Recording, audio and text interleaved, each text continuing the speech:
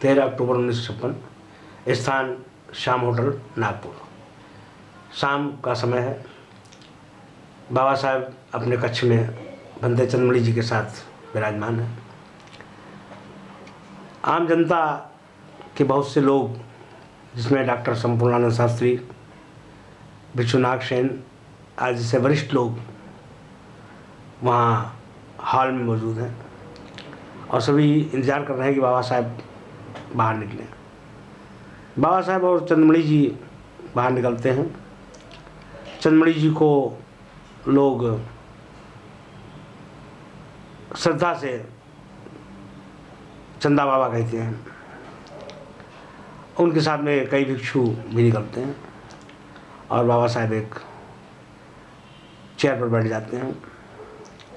बाबा साहब चंद्रमणि जी से प्रश्न करते हैं कि बनते, क्या मैं 2 शरण की दीक्षा ले सकता हूँ?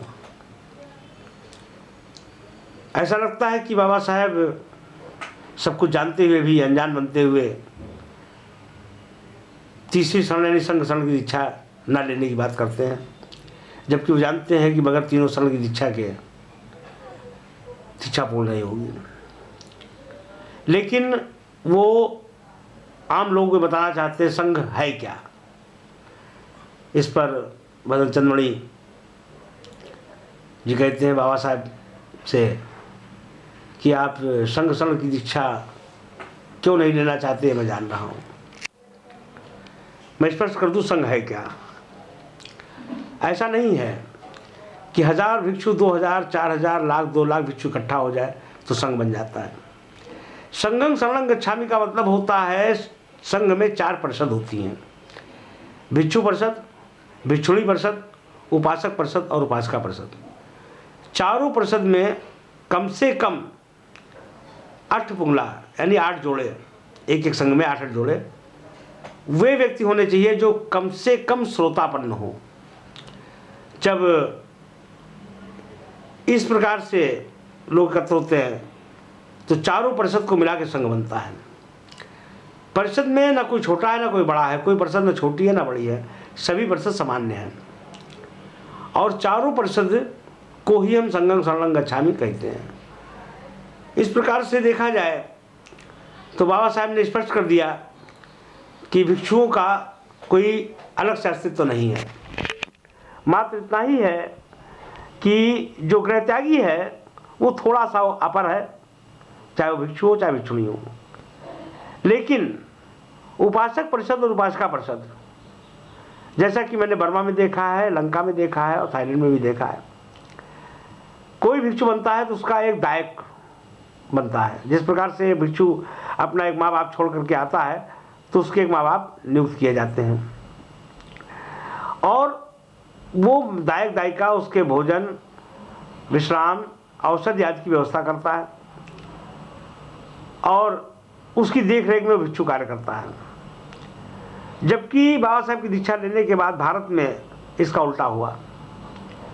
भिक्षु उसी प्रकार से हो गया जिस प्रकार से हिंदू धर्म में संत महंत होते हैं, उसी तरह से महात्मा गिरी और महंत गिरी भिक्षुओं में आ गई, जिसका कारण रहा कि बाबा साहब और भगवान बुद्ध का मूल मंत्र, मूल बीज जो बाबा साहब की मूल मनसा थी वो गायब हो गई और आज हमारे उपासक चीवर देखते ही वो उनके सामने नतमस्तक हो जाते हैं और जब कुछ बात की जाती है कि भिक्षु संघ को सुधारा कैसे जाए तो उनका कहना ये हो जाता है कि ये भिक्षुओं का मामला है, हम तो ग्रस्त हैं, हम उनके विषय में नहीं बोल सकते, भिक्षु बड़ा है। जबकि होना ये चाहिए कि भिक्षु और उपासक के बीच पिता पुत्र और माता पुत्र का संबंध होना चाहिए। भिक्षु जो है वो पुत्र होना चाहिए और गृहस्थ उसका दायक दायिका यानी माता पिता होने चाहिए। जब माता पिता होंगे तभी असंग अच्छा चलेगा, भिक्षु अच्छी तरीके से चलेगा। जब उसके ऊपर उंगली उठाने वाला होगा, उसको टोकने वाला होगा। अभी तो ये है कि बस बहुत ज़्यादा हुआ तो हमने उसको निकाल दिया, अपने मन से निकाल दिया, अपने घर से निकाल दिया भिक्षु को, कोई गलती किया तो, लेकिन उसे दंड नहीं दिया। इसकी परिकल्पना सम्राट अशोक के ज़माने में हुई थी। जब सम्राट अशोक ने 84,000 बुद्ध विहारों का निर्माण करा दिया, 84,000 स्तंभों का निर्माण करवा दिया, 84,000 विहारों में भिक्षुओं को रखवा दिया, तब उसने अपने गुरु मोगलीपुत्र से पूछा, बनते क्या मैं धम्म का दायक हो गया हूँ? बनते ने कहा, अभी तेरा धम्म में प्रवेश नहीं हुआ है, धम्म का दायक कैसे होगा? अशोक ने पूछा, महाराज बनते, धम्म का दायक बनने के लिए, धम्म को प्रवेश करने के लिए मुझे क्या करना होगा? तो बनते ने कहा, राजन, जिस प्रकार से मित्र बहुत होते हैं पर रिश्तेदार कम होते हैं, उसी प्रकार से संघ में मिलने वाले बहुत होते हैं, लेकिन संघ का दायक या संघ का मेंबर वही होता है जिसके घर से कम एक पुत्र भिक्षु बन करके हमारे संघ में प्रवेश करे। क्योंकि जब तक हमारे परिवार से तुम्हारे परिवार में कोई जाएगा नहीं, तुम्हारे परिवार से हमारे परिवार में कोई आएगा नहीं, कोई रिश्तेदारी नहीं बनती है। तब महामहेंद्र ने शिवर पहना और अशोक धम्म का दायक बना। तो जब तक हम 3 चीज़ों पर नहीं अमल करेंगे, उपासक परिषद, उपासिका परिषद का निर्माण नहीं करेंगे, तब तक भिक्षु परिषद और भिक्षुणी परिषद का निर्माण नहीं होगा। और सम्राट अशोक के कथनानुसार, महामोदग्रांथ के अनुसार, जब तक हम अपना बच्चा नहीं देंगे तब तक हम संघ के मेंबर नहीं बनेंगे। और जब तक संघ में हम अपना बच्चा नहीं देंगे, क्योंकि भगवान बुद्ध से एक बार आनंद ने प्रश्न किया था कि तथागत भिक्षु कैसा होता है? तो भगवान ने कहा था, आनंद, भिक्षु 3 प्रकार का होता है। एक जो बाल्य भिक्षु बनता है, वो युवावस्था बढ़ाने पर वैशाख की सूर्य के समान, वैशाख के दोपहर के सूर्य के समान चमकता हुआ होता है।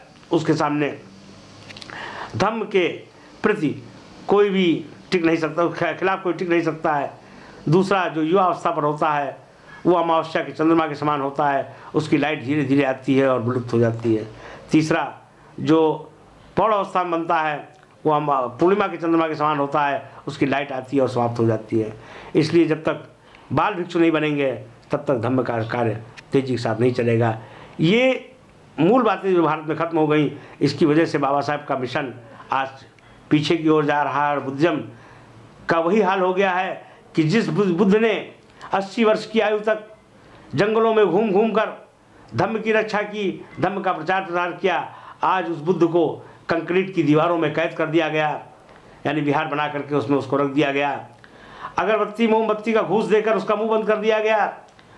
और भिक्षु, जिसको कहा था चरथ भिक्षुवे चारिकंग बहुजन हिताय बहुजन सुखाय लोकान कंपाय, वे उन ऐसी बुद्ध विहारों में बैठ करके अपना समय गंवा रहे हैं और धम्म का कोई कार्य नहीं हो पा रहा है। और जो नव भिक्षु बन रहे हैं, जो प्रौढ़ अवस्था बन रहे हैं, वे पहले से इतना विकृत हैं कि उनकी विकृत निकालने में ही समय बीत जाता है और धम्म का कार्य बंद हो जाता है। इस प्रकार से आज संपूर्ण भारत में धम्म का जो कार्य होना चाहिए था, उसके न होने का कारण सिर्फ धम्म की विकृतियाँ ही रही हैं। धन्यवाद।